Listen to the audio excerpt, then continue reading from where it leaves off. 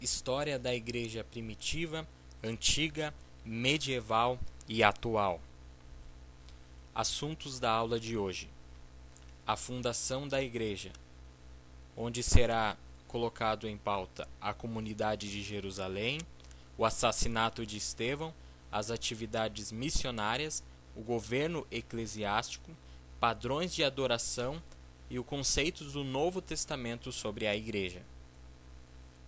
A fundação da Igreja. A palavra igreja vem do grego ekklesia, que tem origem em kaleo, chamo ou convosco. Na literatura secular, eclesia referia-se a uma assembleia de pessoas, mas no Novo Testamento a palavra tem sentido mais especializado. A literatura secular podia usar a palavra eclesia para denotar um levante, um comício, uma orgia, uma reunião para qualquer outra finalidade. Mas o Novo Testamento, ele emprega eclesia com referência à reunião de crentes cristãos para adorar a Cristo. Mas quem é a igreja? Que pessoas constituem esta reunião? O que é que Paulo pretende dizer quando chama a igreja de corpo de Cristo? É isso então que nós vamos ver.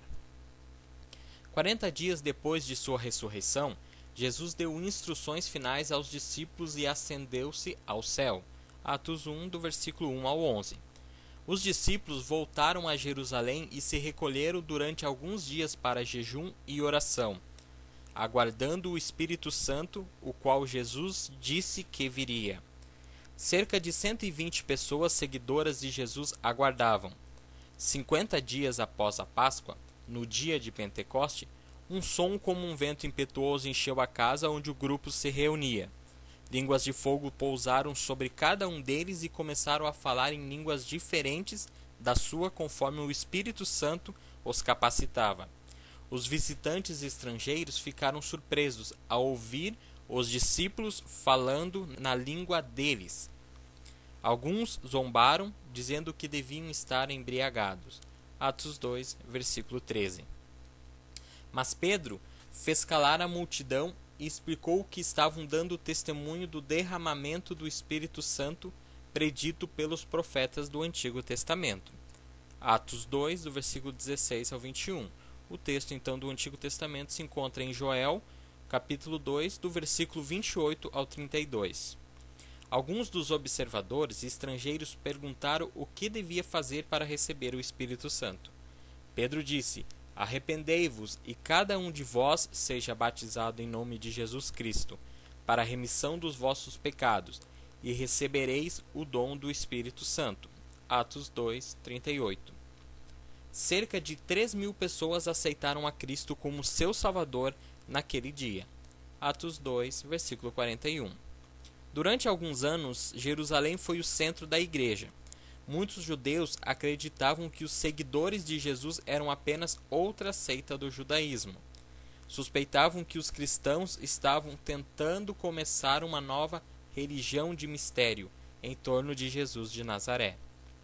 É verdade que muitos dos cristãos primitivos continuaram a cultuar no templo, e alguns insistiam em que os convertidos gentios deviam ser circuncidados, como está no concílio então de Jerusalém em Atos 15. Mas os dirigentes judeus logo perceberam que os cristãos eram mais do que uma seita. Jesus havia dito aos judeus que Deus faria uma nova aliança com aqueles que lhe fossem fiéis. Mateus 16, 18. Ele havia selado esta aliança com seu próprio sangue. De modo que os cristãos primitivos proclamavam com ousadia haverem eles herdados os privilégios que Israel conhecera no passado. Não eram simplesmente uma parte de Israel, eram o novo Israel. Os líderes judeus tinham muito medo, porque este novo e estranho ensino não era um judaísmo estreito, mas fundia o privilégio de Israel na alta revelação de um só Pai de todos os homens. A comunidade então de Jerusalém.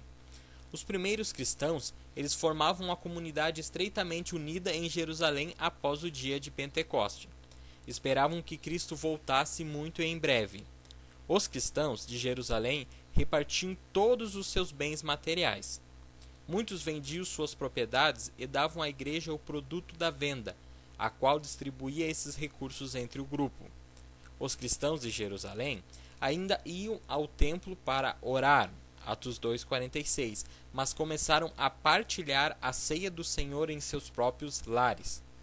Essa refeição simbólica trazia-lhes à mente sua nova aliança com Deus, a qual Jesus havia feito sacrificando o seu próprio corpo e sangue. Deus operava milagres de cura por intermédio desses primeiros cristãos. Pessoas enfermas reuniam-se no templo de sorte que os apóstolos pudessem tocá-las em seu caminho para a oração.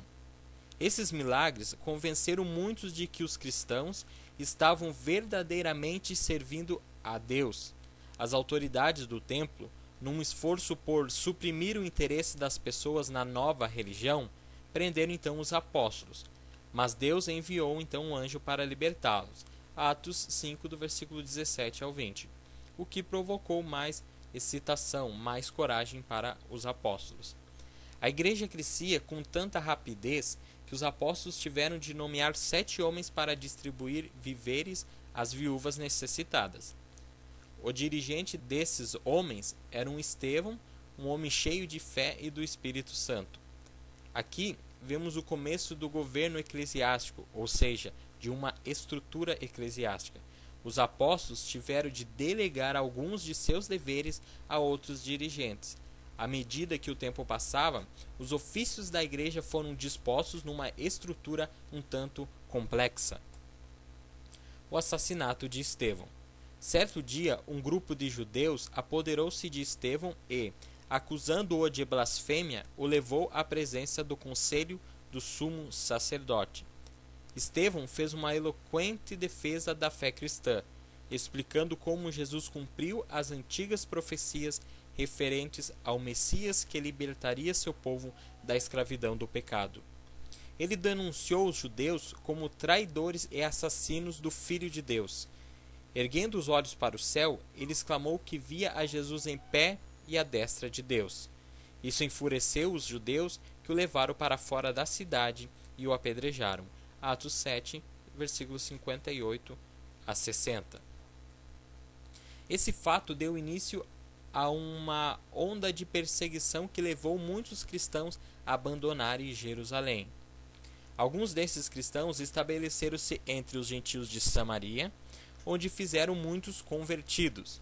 Estabeleceram congregações em diversas cidades gentias, como Antioquia da Síria, a qual é uma cidade muito importante onde nós vamos ver no restante da história da igreja, principalmente foi a igreja qual enviou o apóstolo Paulo a pregar o evangelho aos gentios. A princípio, então, os cristãos hesitavam em receber os gentios na igreja, porque eles viam a igreja como um cumprimento da profecia judaica. Não obstante, Cristo havia instruído seus seguidores a fazer discípulos de todas as nações, batizando-os em nome do Pai, e do Filho e do Espírito Santo. Assim, a conversão dos gentios foi tão somente o cumprimento da comissão do Senhor e o resultado natural de tudo o que havia acontecido. Por conseguinte, o assassinato de Estevão deu início a uma era de rápida expansão da igreja. As atividades missionárias. Cristo havia estabelecido sua igreja na encruzilhada do mundo antigo. As rotas comerciais traziam mercadores e embaixadores através da Palestina, onde eles entravam em contato com o Evangelho. Dessa maneira, no livro de Atos, vemos a conversão de oficiais de Roma, da Etiópia e de outras terras. Logo depois da morte de Estevão, a igreja deu início a uma atividade sistemática para levar o Evangelho a outras nações. Pedro visitou as principais cidades da Palestina, pregando tanto a judeus como aos gentios. Outros foram para a Fenícia, Chipre e Antioquia da Síria. Ouvindo que o evangelho era bem recebido nessas regiões, a igreja de Jerusalém enviou a Barnabé para incentivar os novos cristãos em Antioquia. Barnabé, a seguir, foi para Tarso em busca do jovem convertido Saulo e o levou para Antioquia, onde ensinaram na igreja durante 1 ano. Atos 11, 26. Um profeta por nome Ágabo predisse que o Império Romano sofreria uma grande fome sob o governo do imperador Cláudio. Herodes Agripa estava perseguindo a igreja em Jerusalém. Ele já havia executado a Tiago, irmão de João, e tinha lançado Pedro na prisão. Assim, os cristãos de Antioquia coletaram dinheiro para enviar a seus amigos em Jerusalém, e despacharam Barnabé e Paulo com o socorro. Os dois voltaram de Jerusalém levando um jovem chamado João Marcos. Por esta ocasião, diversos evangelistas haviam surgido no seio da igreja de Antioquia, de modo que a congregação enviou Barnabé e Paulo numa viagem missionária à Ásia Menor. Atos capítulo 13 e capítulo 14. Essa foi a primeira de 3 grandes viagens missionárias que Paulo fez para levar o evangelho aos recantos longínquos do Império Romano. Os primeiros missionários cristãos concentraram seus ensinos na pessoa e obra de Jesus Cristo. Declararam que ele era o servo impecável e filho de Deus que havia dado sua vida para expiar os pecados de todas as pessoas que depositavam sua confiança nele. Ele era aquele a quem Deus ressuscitou dos mortos para derrotar o poder do pecado.